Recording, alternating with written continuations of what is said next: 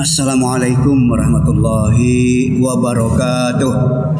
Menata amal ternyata sangat memang penting. Kenapa?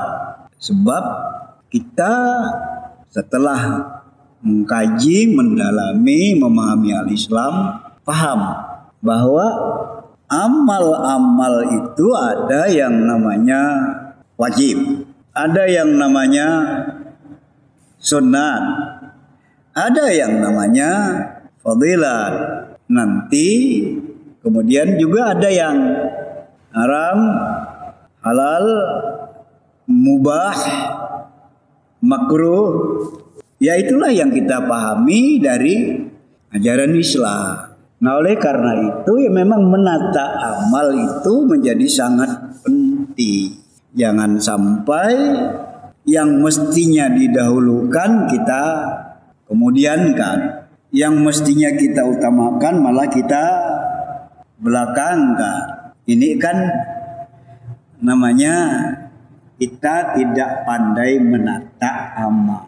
Memang sebagian kita kadang berpikirnya kurang lebihnya mungkin begini.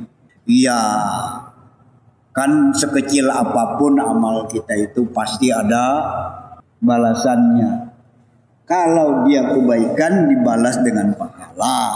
Kalau dia keburukan, dosa dibalas dengan azab atau siksa. Ya benar saja sih, tidak salah itu. Tapi mari juga ada kefahaman kita bahwa yang sunat tidak akan pernah bisa menggugurkan yang wajib. Saya ulangi, yang sunat tidak akan pernah bisa menggugurkan yang wajib. Yang fadilat mestinya setelah yang sunnah. Lebih-lebih lagi setelah yang wajib. Jangan orang kemudian semangat untuk fadilat-fadilat, tapi yang wajib tidak ditepati. Majelis yang dimuliakan oleh Allah, keyakinan atau aqidatut tauhid memang terdepannya. Di dalam kita berislam itu terdepan adalah membereskan akidah, membereskan keyakinan yang kemudian disebut dengan aqidatut tauhid. Keyakinan akan wahdaniyatullah, kemahaesaan Allah, ketauhidan Allah. Ini memang number one. Ini memang nomor satu. Nomor satu karena dia penentu amal. Nomor satu karena dia sebagai fondasi. Fondasi tidak beres. Beres yang lain tidak akan. Yang menentukan justru tidak tegak sebagaimana mestinya. Bagaimana akan menentukan yang lain-lainnya? Kalau yang menentukan saja tidak tegak, terlebih lagi yang lain-lain. Maksud kita, ya keyakinan tidak beres, yang lain-lainnya juga tidak akan beres. Nah kan ini kan menata amal. Iya, saya membaca ya biografi, ya membaca. Kalau istilah orang-orang sufi kan manakib ya. Jadi kalau disebut manakib itu sebenarnya riwayat, sejarah. Ada. Cuman kenapa manakib itu hanya dialamatkan ke ya orang-orang yang berhaluan sufi atau ahli-ahli tarekat. Tidak disebut manakib Abu Bakar, tidak disebut manakib apalagi Rasulullah ya. Tapi disebut nanti sirah Rasulullah. Kenapa ya? Ya wallahu alam, tidak tahu juga lah. Tapi pengertian manakib itu adalah ya sejarah, riwayat. Yang memang kadang ada kelompok masyarakat yang ya senang banget nanti ya ngikuti ya pengajian manakib ya Syekh Fulan. Ya kalau orang-orang yang memang saleh ya bagus-bagus saja lah. Tapi tidak jarang juga terlalu banyak dibumbu-bumbui ya. Nah, sehingga ya, tidak sebagaimana fakta yang ada. Iya, tidak sebagaimana fakta yang ada pada orang yang diceritakan, yang diriwayatkan.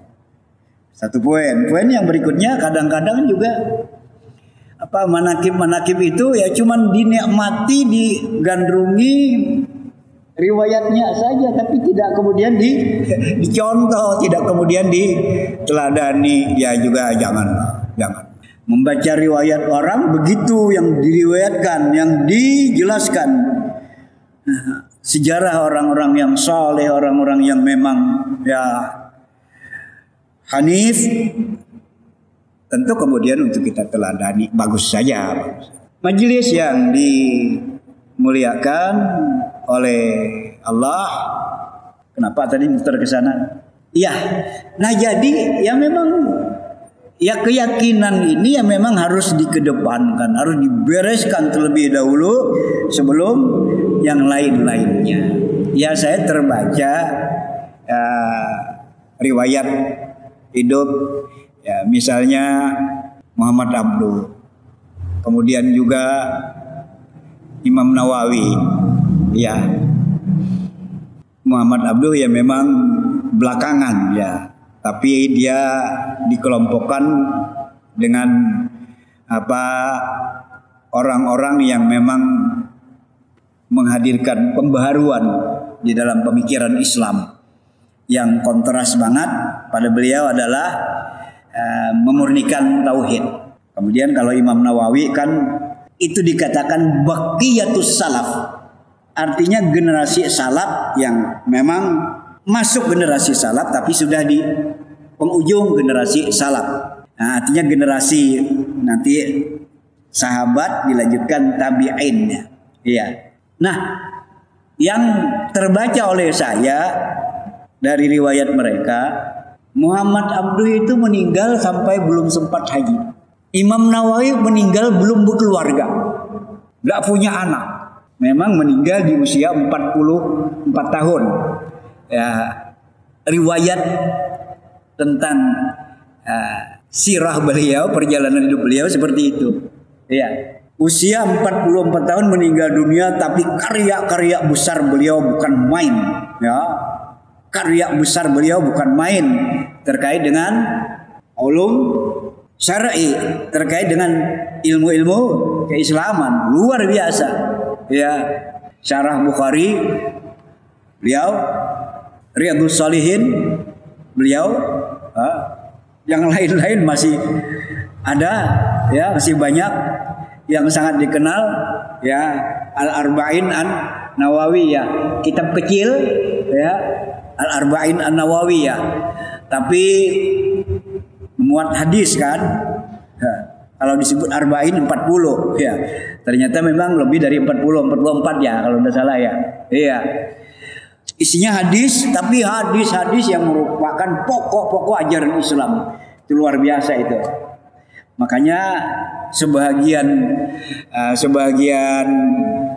ya ustadz ya, sebagian kiai itu mensyaratkan ya kepada dai-dai, kepada pendakwah-pendakwah, kuasailah hadis Arba'in An-Nawawiyah. Kalau belum menguasai, janganlah dulu, kuasai itu. Ya, artinya Arba'in An-Nawawiyah dahulu, baru yang selebihnya tambah. Ya, kenapa? Karena memang merupakan pokok-pokok nanti terkait dengan ajaran Islam. Nah, Imam Nawawi ini ya, coba lihat, meninggal di usia 44 tahun. Karya-karya beliau bukan main, luar biasanya. Ternyata sampai tidak sempat berkeluarga. Ternyata tidak punya keturunan, ya tidak berkeluarga. Nah, ada juga riwayat yang menyebutkan beliau juga tidak sempat haji. Nah, apa yang kita petik di sini? Apa yang ingin kita petik ya? Pelajarannya di sini, tentu saja bukan berarti beliau tidak ingin haji, bukan berarti beliau mudah-mudahan tidak ingin berkeluarga. tapi karena tuntutan dakwah yang memang sangat tentu dalam pemikiran mereka ya sangat mendesak, nggak bisa ditawar-tawar, harus benar-benar ditekuni sampai urusan yang sebenarnya urusan ibadah di nomor berikutkan. Ya tapi saya harus hati-hati juga menjelaskan ya. Kok tokoh kok nggak haji? Gitu ya. Tokoh kok nggak haji? Nggak sempat haji gitu ya.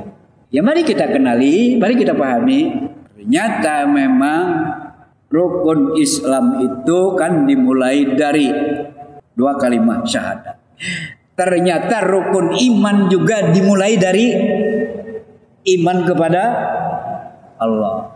Ya artinya adalah ya memang ini memang harus benar-benar duduk, harus benar-benar beres. Lah orang rajin sholat tapi akidahnya kok belepotan dengan syirik. Ini sering saya ulang-ulang ini nih. Ya, karena kita ingin membersihkan akidah kita. Rajin ibadah tapi akidahnya belepotan dengan syirik. Lah sekarang ya kita dengar persatuan pedukunan se-Indonesia. Ini apa-apaan ini nih. Dan itu notabene adalah mereka-mereka yang memang muslim. Bukan orang-orang non-muslim, orang-orang muslim. Lah kok bisa-bisanya? Kalau sudah disebut pedukunan, maka memang tidak bisa dipisahkan dengan perilaku-perilaku syirik. Majelis yang dimuliakan oleh Allah. Kembali ya, bagaimana menata amal. Kita mengkaitkan dengan rukun Islam 5.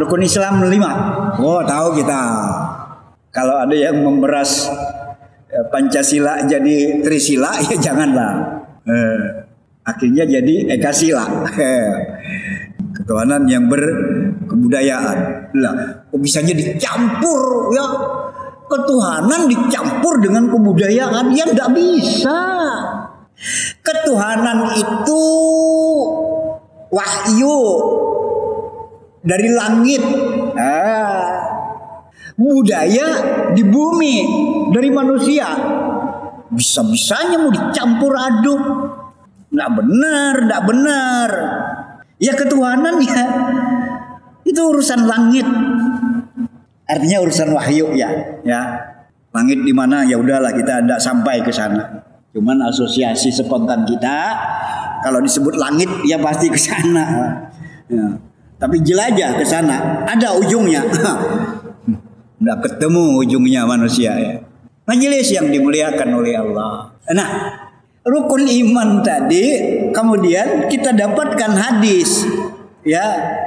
Rukun iman 5 hadis jelas-jelas hadis sahih ya. Dan kemudian ural Islam salasah, piranti Islam itu 3. Lah kok kayak diperas ini juga nih. Tapi kita lihat dulu, ternyata duduk saja, ternyata syar'i saja. Piranti Islam itu 3. Asyahadah, 2 kalimat syahadat, salat, dan kemudian puasa. Rasanya sudah pernah saya khutbahkan di sini. 3, tidak nyebut zakat, tidak nyebut haji. Why? Kenapa? Bukan berarti zakat tidak wajib, bukan berarti haji tidak wajib. Akan kita terangkan. Tapi untuk yang 3 tidak ada yang bisa izin ya, maaf ya, tidak ada yang dikecualikan. Ada yang dikecualikan syahadat. Kalau dia ingin jadi muslim, jadi mukmin, tidak ada. Ada yang dikecualikan sholat. Yo boleh aja tidak sholat. Ada, tidak ada. Hatta orang sakit sekalipun orang sakit tetap dia wajib melaksanakan sholat sesuai dengan kemampuannya. Ya sudah paham kita ini ya. Tidak bisa berdiri kan duduk kan. Tidak bisa duduk kan dalam keadaan berbaring sekalipun kan. Begitu dengan puasa tidak ada yang dikecualikan. Kalaupun orang benar-benar tidak bisa puasa karena faktor usia, karena sakit, tetap dituntut bayar ya bisa bebas? Enggak. Tapi ada kasus di zaman Nabi ya. Ada kasus di zaman Nabi. Kayaknya ya memang orang termiskin di dunia ya yang kena kasus ini nih. Bukan Hamdan ATT ya, tapi di zaman Nabi ini nih. Orang termiskin di dunia ya, kena kasus. Iya. Sudah miskin berulah lagi. Iya, kecelakaan di bulan puasa. Datang menghadap Rasulullah. Datang menghadap Rasulullah. Ringkasnya, kau pilih puasa 2 bulan berturut-turut atau ngasih makan 60 orang fakir miskin. Pilih yang mana? Mestinya ya memang tidak bisa dipilih.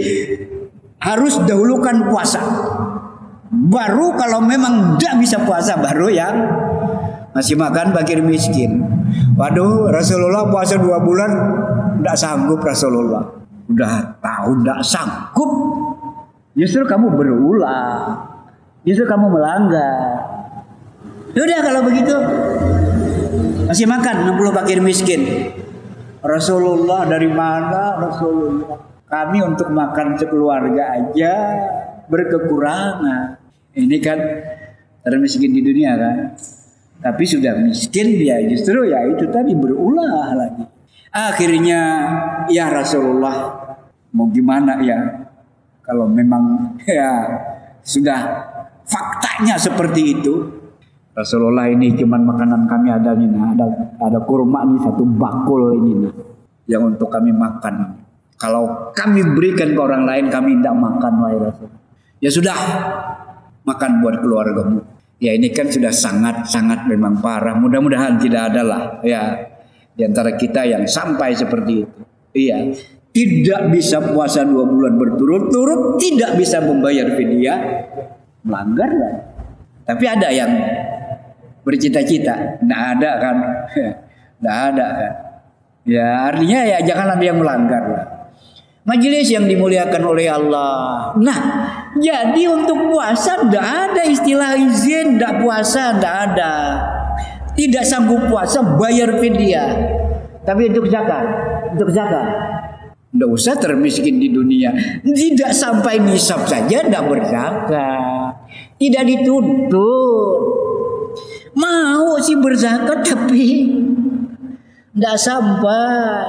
Ya. Justru masih berkekurangan.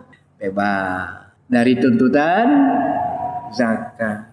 Lah sekarang giliran haji. Mau haji. Tapi ternyata juga bersyaratkan kemampuan dalam arti luas ya. Mampu secara materi. Mampu secara fisik, mampu secara keamanan, mampu karena memang benar-benar longgar waktunya. Nah begitu sekelas tadi Muhammad Abduh dengan kesibukan dakwahnya padahal masih satu tanah ya masih di Jazirah Arab masih satu tanah. Tapi karena kewajiban bersyarat, udah nih orang-orang yang tidak kenal Islam ini perlu diislamkan terlebih dahulu. Orang-orang yang masih berbelepotan, berbalut dengan kesyirikan perlu diselamatkan. Orang yang katanya Muslim tapi tidak ngerti Islam ini perlu diselamatkan. Sampai-sampai tidak haji. Tentu kita tidak meyakini kalau mereka itu mau meringankan hukum, tentu tidak. Nah, ini kita ngelihat kaitannya menata amal. Ada yang memang Allah pokok utama urgen, ada yang memang tidak pokok tidak utama, ada yang bersyarat. Orang Muslim zaman saiki, iya. Salat 5 waktunya aja ndak beres. Pergi haji. Ustaz ndak usah yang begitu itulah dibahasakan, ndak usah lah. Kan niat orang. Gitu kan? Ya kita ingin mendudukan hukum. Benar sekali lagi salat 5 waktunya aja ndak beres, tapi dengan sepenuh kesungguhan, tenaga, ya, kemampuan yang ada dikerahkan untuk haji. Ya pulang haji ya kumat lagi. Ya kumat haji, pulang haji ya enggak juga akhirnya. Oh tambah rajin. Ya sekalipun ada saja ya. Sekalipun ada saja ya. Bayangkan saya dari Samarinda ke Berau. Ya orang-orang, tapi ini tahun 2000 berapa nih? Lupa tahunnya saya. Iya. Jadi orang Berau pulang haji, milih jalan darat. Ya, satu bis. Sampai waktu salat, tidak ada yang sholat. Tidak ada yang salat. Ya pasti aja dengan putranya, dengan surbannya, dengan bulangnya. Majelis yang dimuliakan oleh Allah. Ada lagi yang ganjil, ada lagi yang ganjil. Nah, iya. Itu datang haji. Apalagi Ustadz yang saya kerjakan. Saya sudah haji. Rupanya dalam anggapan dia, wah udah selesai, udah saya ini, udah selesai, udah nih, apa lagi? Lah, ya, nah beginilah kualitas, ya saudara kita, di antara kita di dalam berislam. Nah saya kan maunya begini kan, ya udahlah, semangat ingin beramal, ingin beribadah is okay banget. Harus memang semangat, tapi ya juga kepandaian menata amal ya juga menjadi penting. Iya, ya Allah, mudahkan ya Allah urusan hamba-Mu ya Allah. Ya Allah, hamba ingin ya Allah salat 5 waktu tertib ya Allah. Nanti ya, kalau sudah salat hamba tertib ya Allah, saya pun juga ya Allah berazam ya Allah ingin haji ya Allah. Pas menata amal. Sekalipun bukan kita inginkan, bukan kita maksudkan. Jadi orang yang saleh, benar-benar saleh dulu baru haji, tentu bukan itu yang kita maksud. Ya tapi orang yang justru menjalankan kewajiban asal-asalan, kemudian pilih haji, ya, kan tidak tepat. Nah, terakhir ini menata amal, silakan wajib dahulukan, tambah dengan yang sunnah. Mau nambah lagi silakan dengan fadilah. Itu ya, rukun Islam ya, ternyata yang 5, tapi yang 3 yang tidak bisa ditawar-tawar. Yang 2 terakhir zakat dan haji bukan berarti bisa ditawar, tapi dengan syarat. Tidak terpenuhi syarat tidak wajib. Mau berzakat apa yang dizakati? Mau haji keadaan. Kan itu. Dan kemudian juga mari sama-sama kita ada kepahaman. Iya. Yang sunat tidak mungkin mengalahkan yang wajib. Ada orang mengagendakan, saya 2 tahun sekali harus umrah. Atau 3 tahun sekali harus umrah. Hukum umrah apa? Apa hukum umrah? Sunat. Bagus keinginan berbuat baik. Tapi andaikan di sekitar dia tidak ada rumah ibadah, dia tiap 2 tahun sekali umrah, di sekitar dia tidak ada rumah ibadah atau ada rumah ibadah yang terbengkalai, saya memastikan dia sebenarnya lebih bernilai mengikhlaskan dana untuk umrah, serahkan ke panitia pembangunan masjid atau musala, lebih bernilai menata amal. Atau di sekitarnya ada orang yang tidak bisa sekolah, anaknya SD aja tidak tamat karena tidak ada biaya, dia tiap 2 tahun sekali umrah. Orang yang ngerti Islam dia akan mengalahkan umrahnya. Biar tanggung jawab saya 1 anak. Cuman memang begitu bicara ego, begitu bicara aku, nah inilah yang merusak amal. Iya. Jadi ibadah itu ya enggak ada tempat egonya, enggak ada ya. Yang ada ikhlas ya. Ya kalau sudah ego kan ini untuk pribadi, ini untuk orang lain. Nah, kalau untuk pribadi ya itulah udah. Salat itu untuk pribadi kita. Ya sekalipun nanti implikasinya juga ke kehidupan orang banyak. Ya tapi maksud implikasinya ke kehidupan orang banyak ya dia akan menjadi ya justru pandai kan, pandai ya membawa dirinya tidak ya justru ya merugikan orang banyak dan seterusnya. Nah, ya tapi begitu diserahkan ke orang lain kan, wah orang tidak ada rasanya kepuasan. Nah, sehingga sehingga yang diutamakan adalah ya ego akhirnya kan. Untuk dibedakan urusan kewajiban. Urusan kewajiban tidak ada usaha ego, tidak ada. Wajiban kok. Tapi kalau urusannya hanya sunat, nah menyelamatkan nyawa orang lain wajib. Memahamkan orang lain ya akan kebenaran wajib.